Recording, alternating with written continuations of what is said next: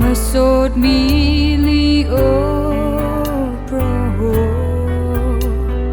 Rimai vui mi rin na vi vang la ca Giêsu na ili ca ya ca lấy shi mi ha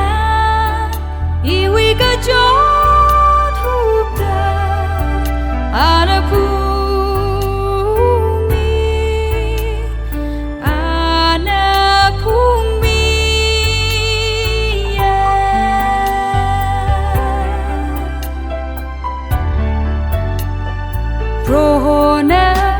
Talila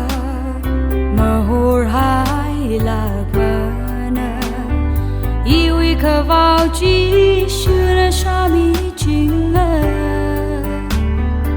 Iwi ka chi han krista mang wi lila ana I mang li ma chi ho hai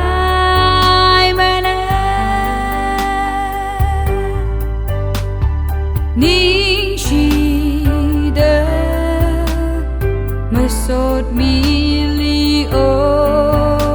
pro Rimai vui mi rin na vi vang la ca Giêsu na ili ca ya ca lấy shi mi ha I vi ca cho thu ta ana pu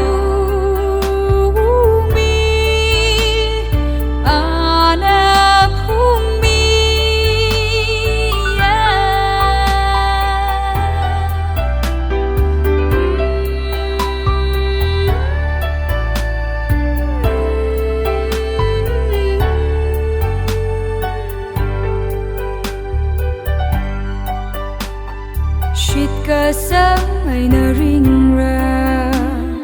mi ring bay chào đời chari longa ta are mama ning ma ana iwi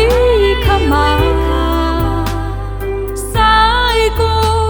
rai mi bằng shap kala chimray ka ha mi rin chi mi ya Ning shi de Masot mi